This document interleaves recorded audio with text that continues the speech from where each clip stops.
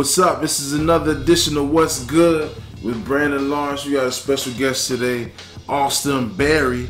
Today, Austin, we're gonna. So much happened in the world of sports this week that, and the funny thing about it, everything coincided with, all these social issues and things like that.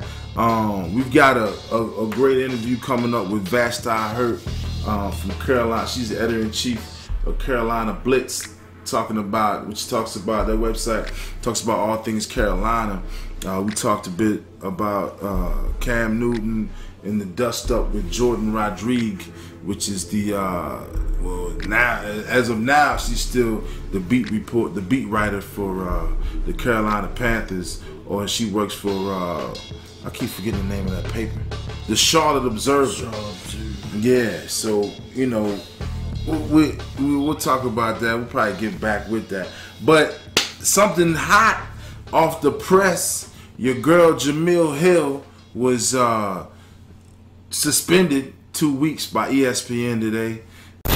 ESPN has suspended host and commentator Jemele Hill for 2 weeks after she tweeted about boycotting NFL advertisers. Hill's tweets were in reaction to Cowboys owner Jerry Jones saying he wouldn't allow players to kneel during the anthem. In one, she writes, "If you feel strongly about JJ's statement, boycott his advertisers." She later tried to clarify that, saying she was not advocating for an NFL boycott. ESPN released a statement. It reads, "Jemele Hill has been suspended for 2 weeks for a second violation of our social media guidelines. She previously acknowledged letting her colleagues and company down with an impulsive tweet, hence this decision." As that statement mentioned, this isn't the first time Hill has been criticized for tweeting. In September, she faced backlash online for calling President Trump a white supremacist. So the first time they warned her, this time they say she violated the social media protocol policy and suspended her 2 weeks. Should she be suspended, Austin? What do you think? My guess is she shouldn't be suspended at all. I think ESPN is trying to control what she's doing outside of her work environment way too much. They're worried about what she's saying on Twitter and her social media instead of worrying about what she's actually doing at work at the time. And it's all overboard. She has no freedom of speech now that she did say that about Trump. So I know for sure that ESPN officials have told her, look, we're going to have to monitor what you say here from now on. And somebody has gotten on her before about her mouth, but now I think it's a little overboard for her. She shouldn't have been suspended. I mean, at the end of the day, she's doing her job, so I don't know what the suspension could come from just being on Twitter. Well, I mean, yeah, you say I don't know, man. What is it? ESPN is Disney, Mickey Mouse. All that stuff. I mean, I at some point, here's the conservative side of me, because Austin is what? You 25, 26. Yeah. I'm 43. So the conservative side of me is like, why are you messing with your money, Jemele? And then the other side is, I guess, you can have some type of activism, but everybody knows when you tweet something personally, and nobody would know Jemele Hill but for her being on ESPN, so you automatically attribute it to her working at ESPN. So you got, I don't know, man. I guess it's one of those things, do you want to, it's even with the athletes, do you kneel, do you not kneel? I guess it's like, do you stay woke or do you go broke? You know what I'm saying? Is staying woke gonna make you go broke? I don't know, because you gotta remember, Jemele Hill, she's a black journalist. I don't know too many what other black journalists outside of ESPN, man. Unless you're on Fox or something like, you have to have a network, unless you that, what's that one kid, Bill Simmons? Yeah. I don't know, man. This is the SC6. Do you even watch that? I've only seen it once, and it comes on for 1 hour at 6 o'clock. So PM. Yeah. It's kind of hard to catch for real a bunch of times, but she's been doing her little reporting job for a while now, I think. She's been in it for a while now. There's not a lot of black girls who voices their opinion like she does. Yeah, that's true. the thing. Not a lot of minority women voice their opinion like she does, and people respect her opinion. And I feel as a lot of people do. And I feel as honestly, these female reporters, they wanted to all jump on Cam Newton. They need to get behind her and support her in her opinion. And you know, I think ESPN is gonna try to make something out of her. Let her know, look, you're not bigger than the network. Well, she's not. Oh yeah. And they're gonna have to dummy her down a lot. And like they do everybody else. Yeah, I think that's what's gonna happen next. I think that's the next step with her moving forward with ESPN. But my guess is she should just go to another network. I mean, you see Shannon Sharp on Fox Sports. He's talking about mild and black and milds and yak. Man, what? Yeah, I don't you see what he's talking about? Yeah. Jemele Hill need to go. He wants his own flavor. He wants his own flavor. And he's talking about how he wants to talk. And he's got a big opinion on Twitter just like she does. So I think she just needs to leave ESPN if it comes down to if she thinks her job is bigger than who she is. Yeah, she might have to bounce, man. She might have to bounce. Hey, I support Jemele, you know.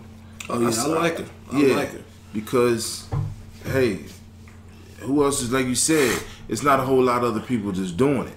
It's honestly not. And I can't think of another woman who does do it, what she does. So I'm here to support her. I hope ESPN let her keep doing what she does and, you know, quit trying to restrict who she is. Yeah. Leave Jemele alone. Free Jemele.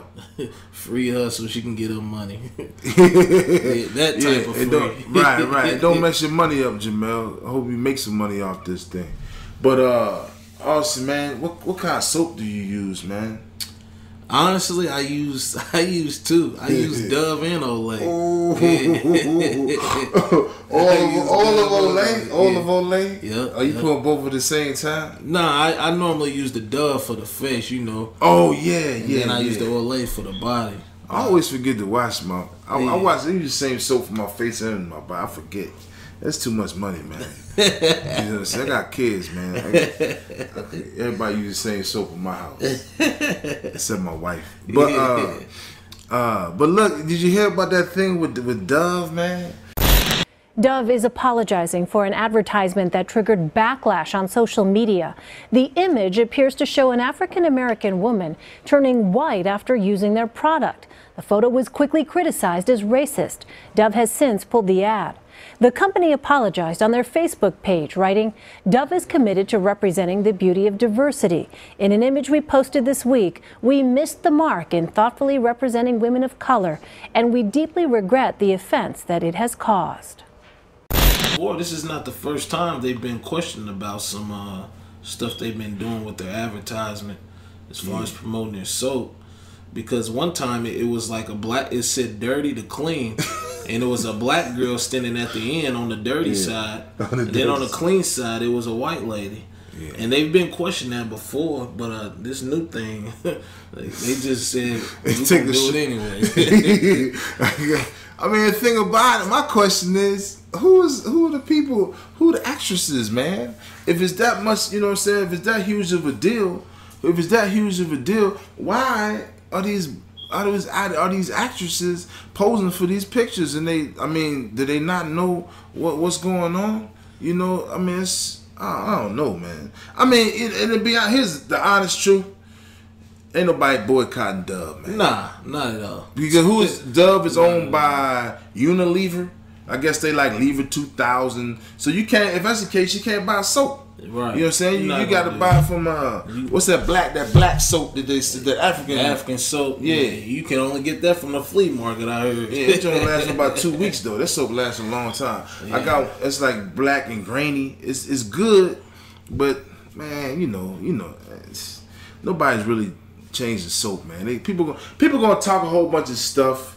And then the flap will be over with, because you got everybody buy. I got like 18 boxes of Dove in my house because I went over to what's it called, Sam's Club. You buy it in bulk, man. I buy the stuff, the white one with the moisturizer. There you go. Yeah, my skin still stay black, which I love, you know, I don't want to get lighter, but you know, it gets you clean, man. Yeah. You know, but that commercial just was like, well, I don't know. It was, man. Then we at a time right now where people are taking everything overboard. So you think it was something about nothing? No, I mean it was something, but it's just the timing of the incident was very wrong. You know, it's a black versus white going on in today's world. Oh yeah. So it definitely, you know, messed up the black people, and they found something to be mad about. Now they gonna boycott Dove soap. How do we know? Right? How we gonna know? I'm sure their sales won't change. I asked my friend. I said, hey man, y'all gonna boycott Dove? He said, nah man. He said my skin's too dry and it's too ashy. Dove is the only thing that helps me out. So you know, it's a matter. It's I don't know. I guess it's style and substance, you know. But speaking of, I mean, we're still on. We took a, what do you call it? We went off on a tangent a little bit, but we got a couple, like a serious story and another serious story, but it's funny. But first, of course, we're in Louisville, Kentucky. We don't have a pro team. The closest one's the Bengals, which I like the Bengals, but that's not my favorite. I like the Cowboys. But the other team is the Colts, which the coach is just horrible.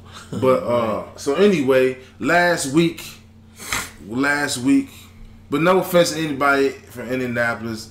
I have family from Indianapolis, so Indianapolis is all good. But Sunday. Steve, is it Steve? Mike Pence. Steve Pence is Rick Pitino's lawyer. Yeah. Mike Pence is the old governor of governor of Indiana. He's the vice president. Yeah. So apparently he came back to the Colts game last week. What did they do? Retire Peyton Manning's jersey? Retired Peyton Manning and Jeff Saturday and the receiver. Marvin Harrison? No, the other one, 87. Reggie Wayne. Yeah, he's cold. I always liked him better than Marvin Harrison anyway. Yeah. Marvin Harrison, he just caught the ball and ducked down. He didn't do too much, really.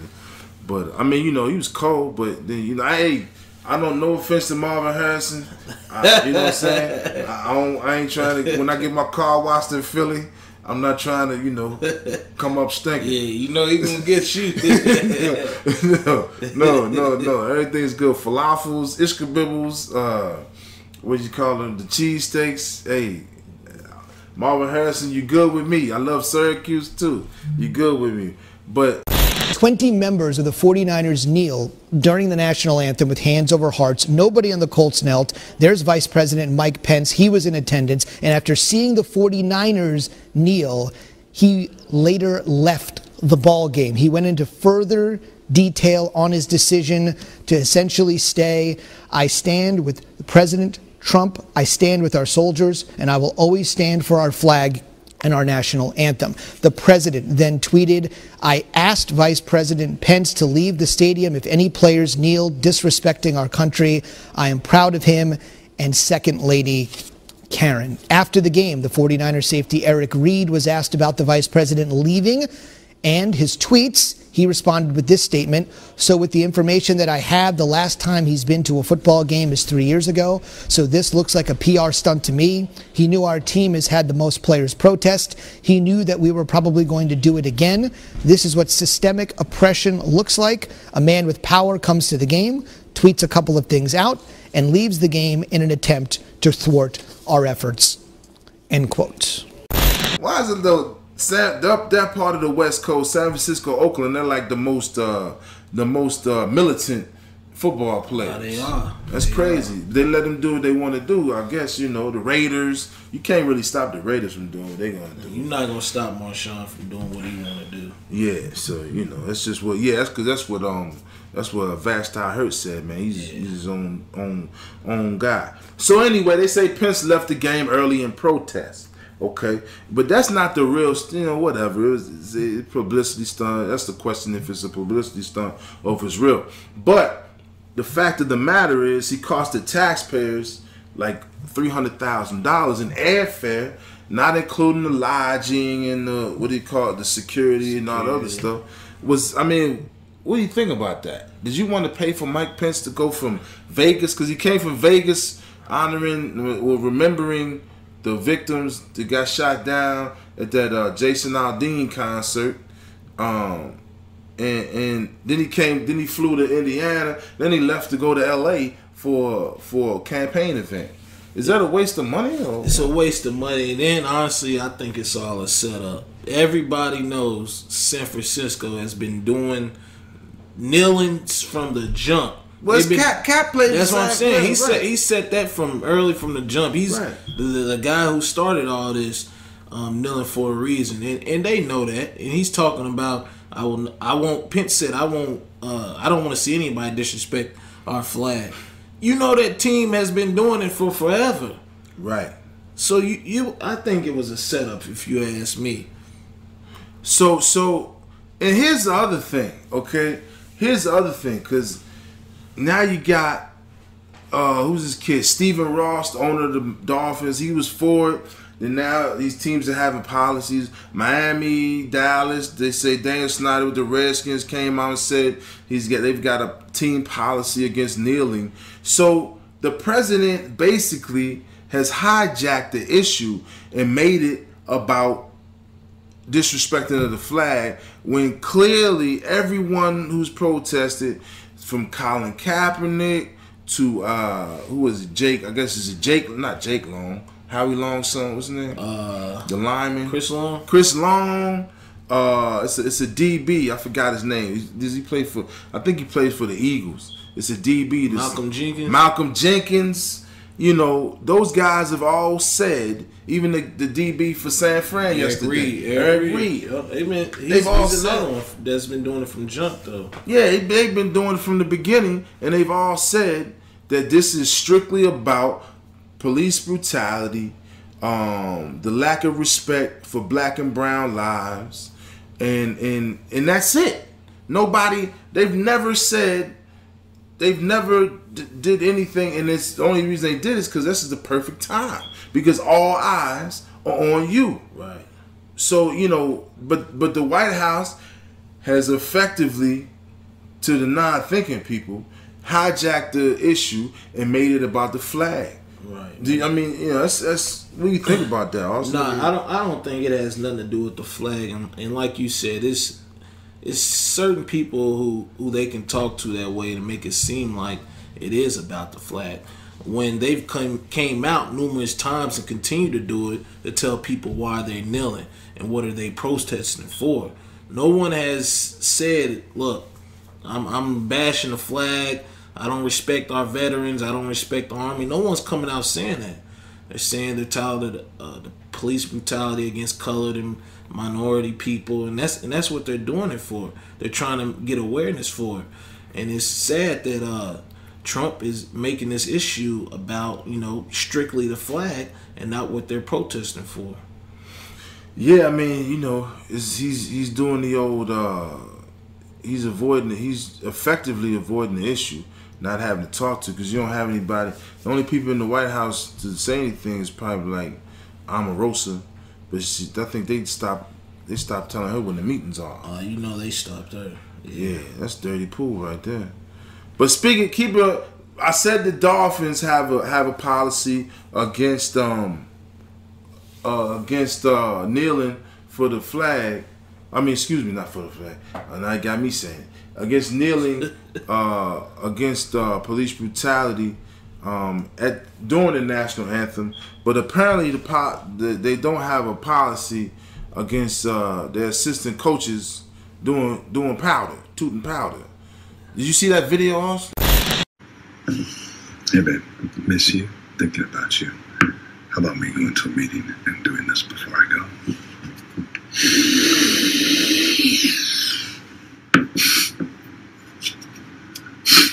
There's those big rains falling, but I miss you. I miss you a lot.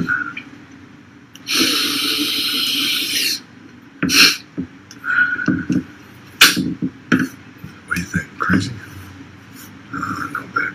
It's gonna be a while before we can do this again, because I know you're gonna keep that baby. But I think about you when I do it.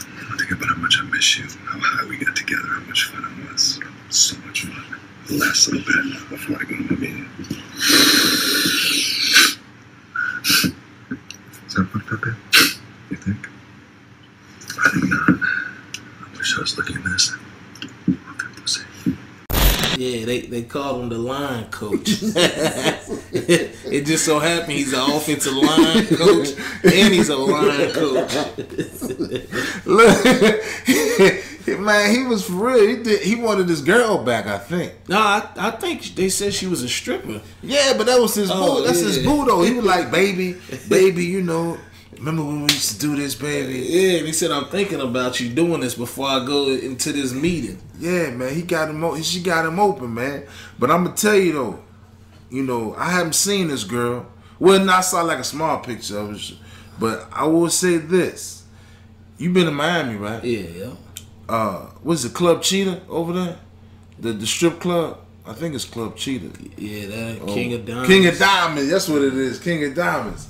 If this is one of those girls that I saw in the King of Diamonds, then I don't know. I don't know. He might be justified. He got the right to risk it all. Yeah, he threw it all on the table. He was a 25-year veteran coach, he's man. He's one of the highest paid assistant coaches in the she league as well. Ain't no telling what she was getting from him, man. Oh, yeah, getting a lot. It looked like she was was she about to leave him or she left him or something? Yeah, I think she got tired of it.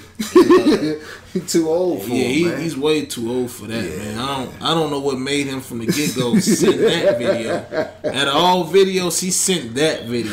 That was the video he sent to her. So I guess another question is, why did she send the video? Well, I mean, what happened? Is she looking for money? Or what? I mean, of course she's trying to get some money, but she said that she was tired of people who didn't acknowledge that the minorities was kneeling. She was like, look, this is one of the coaches who don't acknowledge one of the minorities kneeling, but he's sending me videos of him tooting powder. So she did it for the coach. That's what she said. She said she did it for Kaepernick.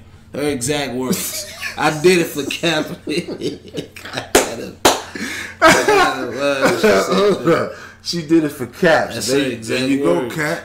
I mean, I don't know if that's good or bad or what, you know, but hey, she did it for something. She said she had her reasons, so.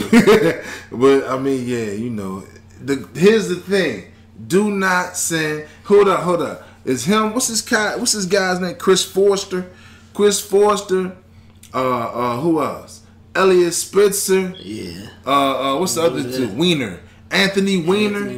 Look, man, stop these videos, man. Stop the videos. Stop the Snapchat. You too old for it, man. Too old for that, man. You too old for it, man. Fall into the young people's play. It's a young woman, young man's game. Lead that Snapchat, Twitter. I don't even see. I don't know this stuff. He knows this stuff. Snapchat, he on Twitter, it now. Instagram. So you know, leave it alone. It's not for you, man. It's not for you. You just go back to your Sky pager, handwritten notes, and then swallow them. So nobody can trace it. Because you don't know, this stuff is in the cloud, man. You sitting there snorting cocaine on TV. On TV. Basically TV. She put you on TV. Hey, that's what it was. What he should do, at least he only had the Marion Barry defense. She set him up, but it's just, come on, man. That's silly, man. Yeah, it was kind of silly, man. These old heads got to leave the young stuff alone, man. They got to stick to what they know. What they good at. Yeah, I mean, social media, they ain't good at that. Oh, they need to let the young people have it. It's how many control it. It's about 4 things in this world is undefeated. Death, taxes, the internet is undefeated, and it's a kids show, so women are undefeated, man. Okay. Leave it alone, man. It's undefeated. You can't beat it. All right, Austin. Let's switch over. Let's switch gears over to NCAA sports. Everybody knows the last week we talked a little about Pitino, Jurich, and all that stuff. But since then, we've got a new acting. I don't know if it's acting or interim. I say we, not we. Louisville's got a new or acting. What is it? Interim. What is it? AD. Athletic director. Vince Tyra. That's his name. So, you know, the guy's got no experience running in any athletics or anything. I think he was like president of Fruit of the Loom, the underwear company. Okay? And I think that was back when, you probably don't even remember this, when they had the grape and the apple. Yeah. That's what you talking about, yeah. I mean, nobody wear Fruit. Well, nah, people wear Fruit of the Looms. They changed up. Nah, I don't think people wearing that no more. Well, young people don't wear Fruit of the Looms. Yeah. I wear Fruit of the Looms. You know, they cheap. I get them at Target, like 6 packs, and that's all I need. So, but the guy doesn't have any experience, right? He don't have any experience. Padgett, the assistant coach, of course, he's got no head coaching experience. And it seems like, you know, U of L kind of does what they want to do. But also in the meantime, 2 assistant coaches from the University of Louisville, I think, were they both black or one black? I know it was one for sure. One of the dudes was black. So, and it's this thing that Jay Adonde had written an article talking about, you know, who gets hurt the most in these recruiting scandals, and it looks like, you know, the black guys, the assistant coaches, are getting hurt the most in the recruiting scandals because they have the most influence on these people, on these kids coming to school, and that's their job. Their job rides on. I'm talking about the black assistant coaches and any assistant coaches that are in charge of recruiting, but for the most part, it's black assistant coaches because they have more of a connection to the players to get the players to these universities, and they're the ones that are suffering the most because, and especially in these latest scandals, because their job depends on them recruiting, so they're going to do what they need to do. And J.A. gave an example. I think J.A. went to Northwestern, I believe. He went to Northwestern. He went to Northwestern because he went to school with Judge Brian Edwards, and they were up at Northwestern together. But at the same time, undergrad. But J.A. points out to an old coach, Jimmy Collins. There was at the University of Illinois back in '89 when they recruited. Back then they were recruiting like Kendall Gill, Stephen Bardo, who else? I think it was Lloyd Hamilton. Kenny Battle was like a little bit before, I believe. And then there was this young guy named Marcus Liberty from Chicago. See, Jimmy Collins would get all the Chicago kids and go, you know, because at the time, you know, DePaul was there and they were hot. And they had just come off I think they had come off a national championship earlier in the 80s, I believe. And they were beating, at that time, they were beating Illinois in recruiting, you know, because the guys wouldn't leave the city. They would just stay at DePaul. So Jimmy Collins, shortly after that, they called him the Flying Illini, the 89 squad. After those guys graduated, went on to the NBA, some of them. Jimmy Collins was caught up in a NCAA violation scandal, and some people say that it cost him his job, maybe potentially at Illinois, getting a head coaching job at Illinois. I think he went on to coach at University of Illinois Chicago and was successful there, but he never coached at a big time Division I. Yeah. So, but what do you think about that, Austin? Do you think, you know, when you look? I mean, I know. First disclaimer: Austin's a UK fan. He went UK graduate, so you know, I don't think he dislikes. He'll say if he does or not. I don't think he dislikes U of L. But what do you think about, you know, these black guys getting caught up in these recruiting scandals like Chuck Person, Lamont Evans, Emmanuel Richardson, Tony Bland? What do you think, man? I think it's kind of hard for the kids going forward that's coming out of high school. Like these good recruits, say you may have a guy with a terrible background, but he's a good kid and he means good. You need these black coaches around these type of kids because they know where they come from. They know how they react to certain situations, and they know how to handle them. A lot of these coaches can't interact with these type of kids because they wasn't brought up the same way. So it's hard for them to be a coach and a mentor to a guy who comes from nothing. That's why they hire these type of guys who goes into these black communities and they get these tough kids and they're able to change them because they have the help on the coaching staff to change them. And these black coaches, I mean, they're making it tough now. I mean, they're doing their job, but they're putting their job on jeopardy as well. I mean, and they're hurting the next generation that's coming underneath them. And for instance, there's not a lot of college coaches who goes into these communities to get these kids.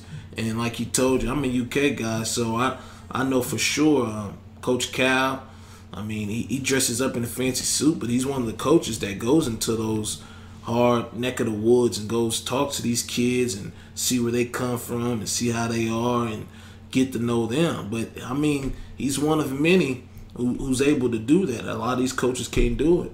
And that's why they have these guys on board. So I think it's kind of tough that they're, just putting everything on jeopardy for the money to do what they're doing. It's tough for the next generation coming up. Yeah, I mean, it's definitely going to be tough because, everybody's in competition for these top kids. And a lot of the top kids come from, like Austin said, some hard scrabble backgrounds. And you got to have somebody to go in there and talk to them. So, but I think the tremendous pressure that these assistant coaches are under to get these kids in order to maintain their job and the money that's out there, it's probably too overwhelming of a proposition to say, hey, I'm going to stay. I'm going to do it. I'm going to go. I'm going to cross every T, dot every I, and not get down in the mud to get these kids. I mean, and not saying, I would say most kids you don't have to do that. Some you do. Some feel the pressure. And I think, to keep it local, University of Louisville, Rick Pitino felt the pressure. It went all the way back to those sex parties with Katina Powell, to getting the kid like, what's that kid? Chris Jones. Chris Jones from Memphis. His tenure ended in infamy. To what they did, they had to do. It looks like to get Bowen 100 stacks. But you can look certain kids you look at that go to certain schools, and when you see a kid that you don't necessarily associate with being this kind of guy at a certain school, then eyebrows raise. Start to think otherwise. And usually you're right. Yeah. I mean, it's just like we're getting toward the end, so we're gonna get off a little bit on the tangent, but staying with college basketball, that's just like, okay, Arizona looks like Arizona's caught up in this thing as well. So we don't know if it's the kid, what's his name, Sean Miller. Hopefully not. But it looks like it was another assistant that was at Arizona. Right. But he was a black assistant.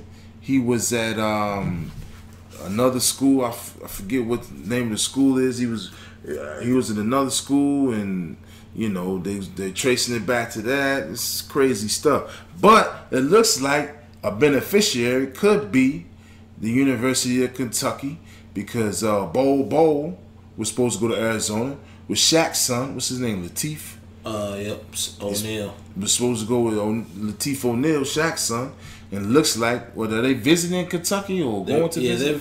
I've read they're visiting. They're both visiting UK on Friday for Big Blue Madness. Them two. Oh, it is. That's this week. That's this week. Big Blue Madness. It is. Oh man, I guess that's probably gonna be real packed. All the borderline UK U of L fans anyway. Yep. They coming on down to Big Blue Madness because they already know the U of L season's a wrap, man. They already know. Cancel Christmas, man. All right. Go down there and sit on those bleachers at Rupp Arena and get your basketball fixed. Might not even be a season at the Yum, man. It ain't. At the Chicken Bucket. Nah, you know, I see our cameraman hand shaking. He's like, oh no. Nah, hopefully we praying for y'all. But what do you think about the recruiting, real quick, with you stay on the cat's paws and all that stuff. Don't you? It's you in the loop because Austin's in the loop. He got his sources. He the first one that told me that Zion Williamson's coming to UK. I told him a long time ago. He's a UK player, but he'll be there this weekend. I know I watched UK's Pro Day yesterday. Coach Cal said Drake will be there Friday. So, man, I've never seen Drake. Since I've been at UK, I've always been able to see Drake every year he's been there. So I'm going to miss him Friday. But are you not going? Nah, I'm not going. Are you coach? We got a game. Man. We play Bardstown this Friday. Y'all got to play ball. That's a division game, right? Right, yeah. Austin coaches for the Central, what's it? Central Yellow Bumblebees? Jackets. Oh, Yellow Jackets? Yellow Jackets. Yeah, but Zion Williams, Bowl, O'Neal's son. It's going to be a lot of guys there, but, you know, Coach Cal's the best at laying it all out for the right players. Like I said, he'll have Drake there, so a lot of kids, they love Drake. So, Drake. What more could you be attached to than, you know, seeing him? I think R.J. Barrett will be there, too. He's the number one player in the class next year, and he just so happens to be from Canada. Drake's from Canada. I mean, Coach Cal's is Murray coming back? Who? What's his name? What's his dude? Jamal Murray? Yeah, he coming. He from Canada. You want to know the craziest thing? Yeah. When Coach Cal went to go see R.J. Barrett in Canada, he took Jamal Murray with him. Yeah. So I'm telling y'all, Coach Cal, he's the best at what he does. He knows how to get the right players. He knows what's going to attract them. So Big Blue Man should be good this year. I mean, they looked nice yesterday at Pro Day. Shout out to Kenny Payne. Yeah, that's KP. my man. That's my man. Steve Yancey's boy, KP. Oh, my favorite. This ain't even a UK show, but I like UK too. I didn't go to UK. I like Austin did, but I love the Kentucky basketball. But my man, Rocket Rod Strickland, he's my favorite old coach. Yeah, Rod Strickland. Yeah. So, you know. But hey, man. I mean, I'm glad we can end the show on a good note, man. Big Blue Man is doggone. That's gonna be some good stuff, man. It's gonna be some real good times in Lexington. A real good Friday. If y'all not doing nothing, tune in to SEC Network, ESPN. I know they'll be showing it all night. So, you know, looking forward to another good year of college basketball. Hey, any last minute shout outs, also anything you want to say to the millions of people that's listening out there? Not too much, man. You know, shout out if y'all any people who's local in Louisville, man, come check out Louisville Central football. We're 5-2 right now. You know, having a good season. We're gearing up, getting ready for district play here Friday, homecoming. We got Bardstown. Other than that, though, no, man. You got anything else to say? Thanks for being on, Austin. I appreciate it, man. You know, I know you just came for practice and everything. Thanks a lot. No problem. Thanks for making Always the time. appreciate it. Once again, my name is Brandon Lawrence, and this is What's Good Podcast.